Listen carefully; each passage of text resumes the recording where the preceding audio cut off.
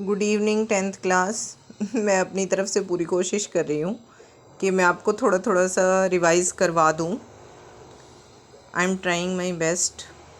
Hope आपको कुछ ना कुछ हेल्प ज़रूर मिल रही होगी। अब हमारा नेक्स्ट लेसन जो है वो है प्रकाश का परावर्तन और अपवर्तन। प्रकाश, आपको पता है कि प्रकाश एक प्रकार की ऊर्जा है जो देखने की संवेदना उत्पन्न करती है। हम जो कुछ भी देख पा रहे हैं, तो अगर किसी चीज़ के ऊपर प्रकाश पड़ रहा है तभी हम उस चीज़ को देख सकते हैं। प्रकाश का परावर्तन क्या होता है? प्रकाश का किसी चमकीली सतह से टकराकर वापस आ जाना प्रकाश का परावर्तन कहलाता है। प्रकाश का अपवर्तन क्या होता है? प्रकाश का एक माध्यम से जब भी दूसरे माध्यम में प्रकाश की किरण जाती है तो वो मुड़ जाती है। हम क्यों कह रहे हैं मुड़ जाती है? क्योंकि वैसे प्रकाश की किरण सीधी रेखा में चलती है। प्रकाश हमेशा सीधी रेखा में गमन करता है, लेकिन जब वो प्रकाश एक माध्यम से दूसरे माध्यम में जाता है तो उसकी किरण मुड़ जाती है। अब माध्यम क्या होता है? जैसे कि हवा एक माध्यम है, पानी दूसरा माध्यम है, कांच तीसरा माध्यम है। तो ये तीन अलग अलग तरह के माध्यम हैं।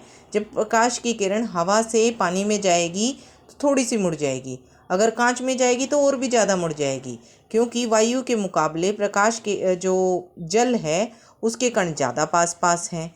फिर कांच के कण उससे भी ज़्यादा पास पास हैं, इसलिए और ज़्यादा अपवर्तन हो जाएगा। तो परावर्तन में टकरा के वापस आ जाती है, अपवर्तन में टकरा के नहीं वापस आती। क्या करती है? एक माध्यम से दूसरे माध्यम में जाती है और मुड़ जाती है, लेकिन इनके नियम लगभग सेम है। परावर्तन का नियम क्या होता है? परावर्तन का पहला नियम है हमारा कोण I बराबर कोण R। आपतन कोण और परावर्तन कोण बराबर होते हैं। और दूसरा नियम क्या है? आपतित किरण, परावर्तित किरण और अभिलंब तीनों एक ही तल में होते हैं। दूसरा हमारा अपवर्तन के नियम पूछे जाते हैं। तो अपवर्तन के नियम में एक नियम तो स्नेल का नियम आता है, साइन I बटा साइन R, साइन I बटा साइन R बराबर n स्थिरांक। और दूसरा नियम वही परावर्तन जैसा होता है कि आपतित किरण, यहाँ पे परावर्तित नहीं आएगा, यहाँ आएगा अपवर्तित किरण। आपतित किरण, अपवर्तित किरण और अभिलंब तीनों एक ही तल में होते हैं। ठीक है, ये तो इसके नियम हो गए। फिर निर्वात में प्रकाश की चाल कितनी होती है? 3 × 10⁸ मीटर प्रति सेकंड स्क्वायर। एक सेकंड में 3 लाख किलोमीटर प्रति सेकंड जो है वो चलती है। एक सेकंड में 3 × 10⁸ मीटर दूरी तय कर लेती है, इसलिए इसके वेग क्या होता है? प्रकाश का वेग निर्वात में 3 × 10⁸ मीटर प्रति सेकंड। फिर हमारे पास तीन तरह के दर्पण होते हैं। एक होता है समतल दर्पण, अवतल दर्पण, उत्तल दर्पण। ठीक है, समतल दर्पण कौन सा होता है? जिस शीशे में आप हर रोज़ देखते हो वो समतल दर्पण है। तो इसमें हमेशा प्रतिबिंब कैसा बनेगा? आभासी बनेगा। समतल दर्पण में प्रतिबिंब आभासी, सीधा और आकार में वस्तु के बराबर होता है। आप जैसे हो, जितने बड़े हो उतने ही दिखाई देते हो, तो वो समतल दर्पण होता है।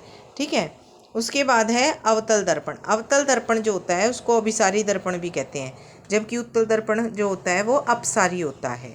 अभिसारी मतलब ये इकट्ठा कर देता है। तो उत्तल दर्पण से जो भी प्रतिबिंब बनते हैं वो आभासी, सीधा और वस्तु से छोटा होता है, जबकि उत्तल दर्पण में जो बनेंगे, अवतल दर्पण में बेटा बड़ा चित्र बनता है। जो दांतों के डॉक्टर होते हैं वो अवतल दर्पण का इस्तेमाल करते हैं। और जो हमारी कार के अंदर, मोटरसाइकिल के अंदर, इनके अंदर शीशा लगा होता है वो हमेशा कौन सा होता है? उत्तल दर्पण। तो उत्तल दर्पण में कैसा चित्र बनता है? आपको मोटरसाइकिल में, आपको कार में कैसा दिख रहा है? छोटा। ठीक है, तो इसलिए उत्तल दर्पण में छोटा बनता है और अवतल दर्पण में बड़ा बनता है। उसके बाद दर्पण का एक सूत्र है कि फोकस दूरी अगर हमें निकालनी हो तो उसका सूत्र है वक्रता त्रिज्या बटा 2। उसके बाद दर्पण का दूसरा सूत्र है 1/f बराबर 1/v जमा 1/u।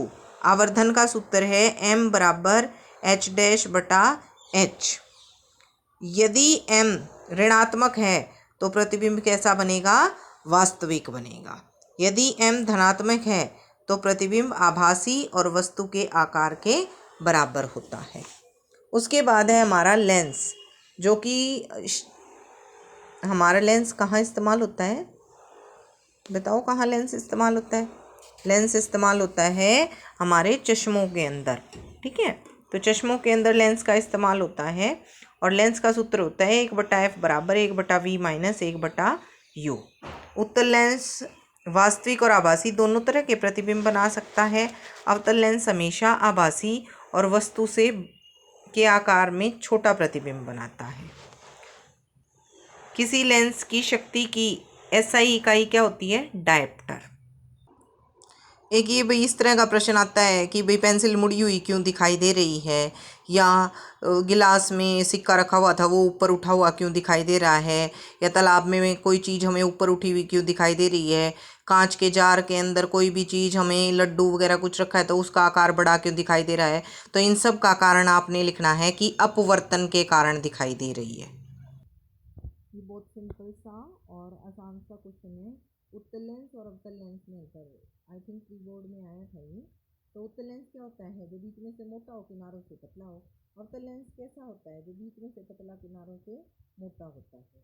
तो उत्तल लेंस में क्या होता है? प्रकाश की किरणें जाके एक बिंदु पे इकट्ठी हो जाती है। उत्तल लेंस में अक्षर बड़े और मोटे दिखाई देते हैं। फोकस दूरी हमेशा धनात्मक होती है। अवतल लेंस में क्या होता है? अवतल लेंस में प्रकाश की किरणों क्या लिखा, अवतल लेंस जो होता है वो प्रकाश की किरणों को फैला देता है, तो इसलिए इसको हम कौन सा लेंस भी कहते हैं? अपसारी लेंस भी कहते हैं। और उत्तल लेंस को हम अभिसारी लेंस कहते हैं, इकट्ठा करने वाला। अप मतलब फैलाने वाला, अभी मतलब इकट्ठा करने वाला। उसके बाद इसमें अक्षर छोटे और बारीक दिखाई देंगे अवतल लेंस में। अवतल लेंस में आपको अक्षर छोटे और बारीक दिखाई देंगे, आभासी प्रतिबिंब बनता है और फोकस दूरी हमेशा धनात्मक होती है।